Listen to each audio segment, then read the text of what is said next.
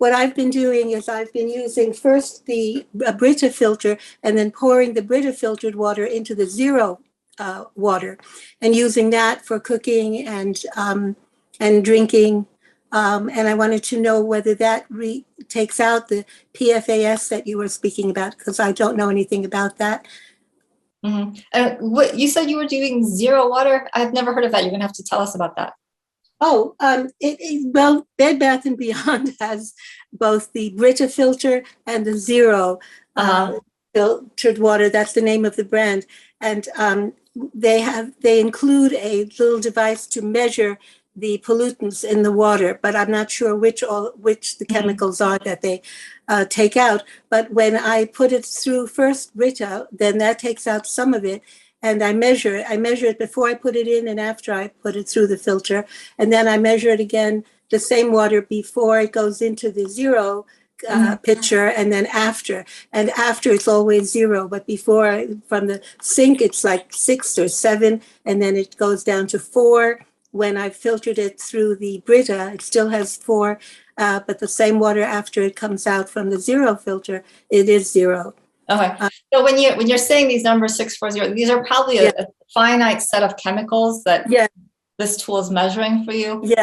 Yes. You know, the filters that are sort of high advanced filters will filter out hundreds and hundreds of chemicals that unfortunately tend to be in the water. I don't know for certain, about Brita. I sort of looked for a brand that was going to work for me, and I looked for whether they had an independent lab report of what chemicals are being filtered into what amount. And I was sort of happy with the amounts that they, the chemicals they filtered out, and they were filtering out PFAS.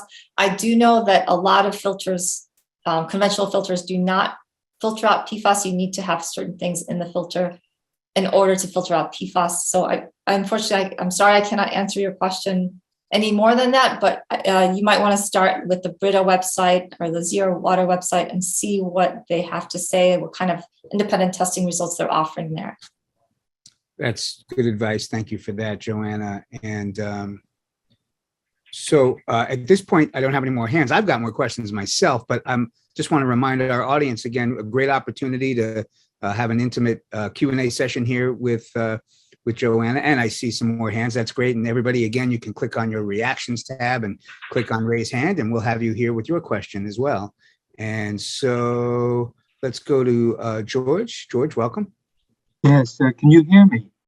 Hi, George. Yes, we can hear you. Oh, great. Well, thank you for devoting your life to this courageous topic. I know that as an attorney, you must receive a lot of pushback from industry for what you're doing.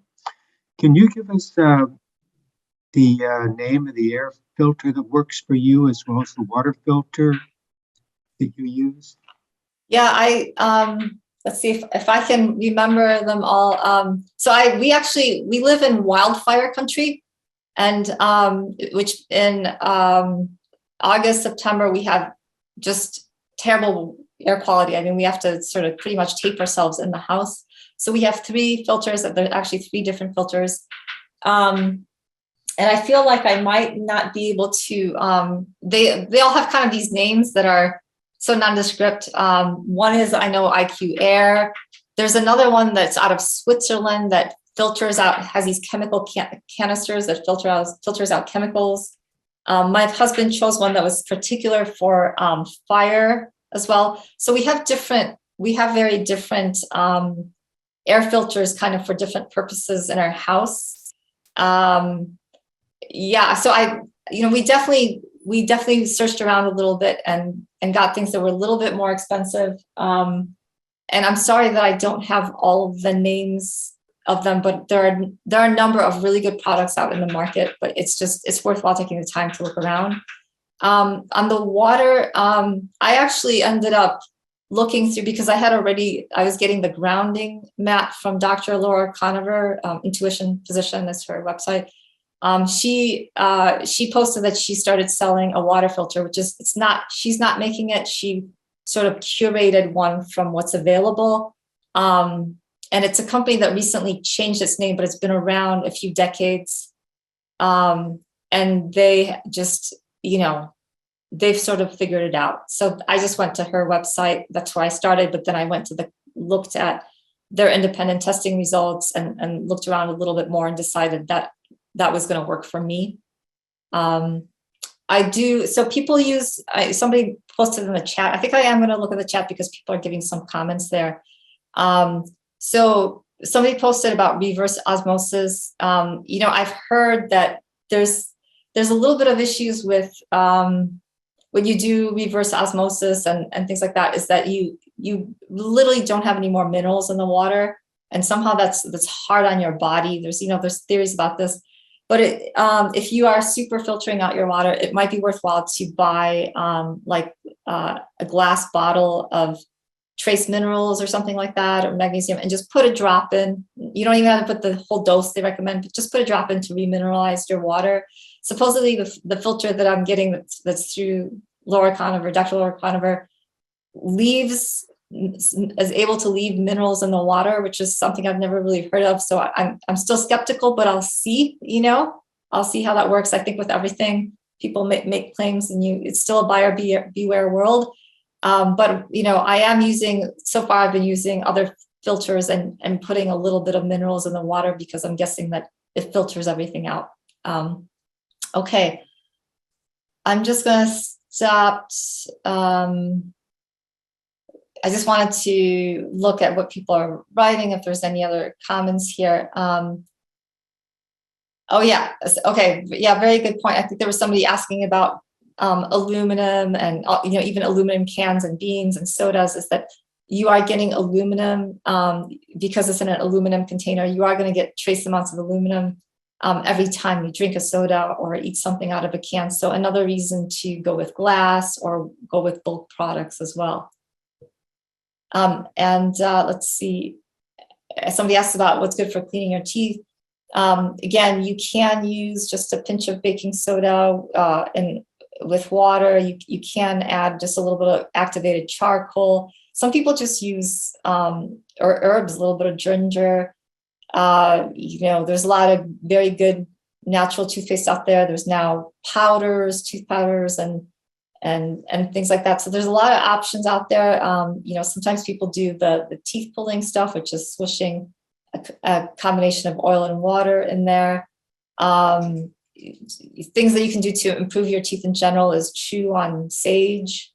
That's been traditionally used for, any herb that sort of has that ability to take care of germs. You can chew that to help eliminate potential of gingivitis and things like that. So those are ways you can, stay away from some of those very conventional products. I would definitely say stay away from those very, very conventional products because they do tend to have chemicals in them that just aren't good for you. Thank you very much for that, Joanna. Mike is back with a follow-up. Hi, Mike. Hey, Mike. Hi, Joanna. Hi. A question more for myself this time. A great deal of sodas, diet sodas. Mike, you're kind of breaking off a little bit, so you need to get a little bit closer to the mic and start over. No, you're fine. Thank you very much. A question more for me this time. I used to drink a great deal of sodas in years past, and I'm concerned now. One of my favorites was Diet Mountain Dew, which I learned has a lot of bromide or whatever that exact element was. Mm-hmm. And the second question was about, you mentioned a little bit for teeth, but there's a gentleman that presented last week, and I think he's the only one that he talked quite forcefully about activated charcoal and consuming it. I've never really delved into that too much. It sounds a little bit sketchy to me. So can you maybe talk on those two topics? Okay, so the first one, you did some research, and it sounds like you found that the sodas had a lot of bromine in them. Yeah, that's the it's in primarily the clouded drinks like Fresca, Mountain Dew, things like that. Those cloudier ones. I think the bromide gave it that cloudy look. And I'm not completely sure on that, but I did hear there was a young teenager that was advocating a great deal about bromide being not in the food system. If you don't know anything on it, that's fine. I just wanted to maybe take advantage of your knowledge. Yeah, well, it's definitely, it's that whole class of chemicals of those bromine, bromide, all kind of related. They're problematic, and they're base, sort of a base bone for a lot of other problematic substances out there in the world. It's good that you stopped drinking that stuff. Generally, I think sodas also are not very good for your teeth for a variety of reasons. So it's a good thing that you did that. Your body probably right away started to detox anything that might have sort of, lingered or accumulated or caused problems. Your body started to deal with that. I'd say just keep, doing healthy things. The recommendations I gave today in terms of what you can do to detox, in terms of just reducing exposure, in terms of taking supplements, in terms of, trying the zeolite clays, all of that is going to help with any chemical. All of that is just going to help your body get rid of that stuff and start over. So, just don't worry about that too much. Just congratulate yourself for knowing that, it's something to let go of and move on to something simpler and cleaner. In terms of the activated charcoal, so there are sort of different types of substances that can be used for detox. The activated carbon and activated charcoal, the activated charcoal, some people claim is a little bit different than the activated carbon. But both of them, I think you just have to be careful about whether they're not absorbing too much, because they can absorb nutrients as well. And so it's, with some of those things, it's better to do in a pinch. And what I'm talking about is if you're going to take like a teaspoon or tablespoon for your intestines. I mean, these are products that you can use when you have food poisoning. You can take that if you think you have some chemicals in your intestines that may have either left your liver and gone in there, or because of something you ate. You can take that stuff. It's no problem. Some people notice that, they might feel a little bit more anemic, or that it's leached nutrients from their system. I hear that there are people who take the activated charcoal, which is a little bit different than the activated carbon, and don't have that many problems with it, or they supplement with vitamins. So it's a little bit, I think it's going to be up to the individual to decide, how well you're doing. So I would watch for that. I think in terms of, brushing your teeth with it or something, you're not going to take in enough to, make to sort of absorb too much. There are a lot of clays out there as well that are absorbent. Fiber is very absorbent in terms of soaking up toxins. Some of the clays, including zeolite, are known to also drop positive things into your body. So it might pick up a bunch of things that are negative, have an adverse effect on your body, but might drop magnesium or calcium. So that would be a positive. But the stuff that tends to be carbonated, the black stuff, tends to just absorb everything indiscriminately. If that helps, Mike? We dropped Mike's hand, but yeah, it was very helpful for all of us. So thank you very much. And now we're gonna go over to Ruth. Hi, Ruth. Hi, my question was also regarding the activated charcoal. I have black powdered charcoal, and I have activated charcoal in capsules that are white. And the instructions on the bottle says to take 2 tablets each day, like each meal, or 2 tablets 3 times a day. Mm-hmm. So I can tell you again that you go ahead, Ruth. I didn't realize you were still speaking. No, I had my mercury fillings taken out many years ago, and I don't know if I don't know if some of that mercury went through the body. I'm having a problem right now with with my feet, with one toe in particular. I don't know if it's long COVID, but I've had it for about 2 years now, and I've been to different doctors. They can't seem to find anything wrong with it. They don't know what's wrong with it. But I'm just wondering if there's anything in my body that would. That is sort of trapped. So I'm trying this because I've been hearing, different people talk about it. So anyway, I just wonder, maybe I've been doing this for a few days, taking the activated charcoal. I'm wondering if I should stop now. It's just basically a preventive, And how do you feel on it? May I just ask?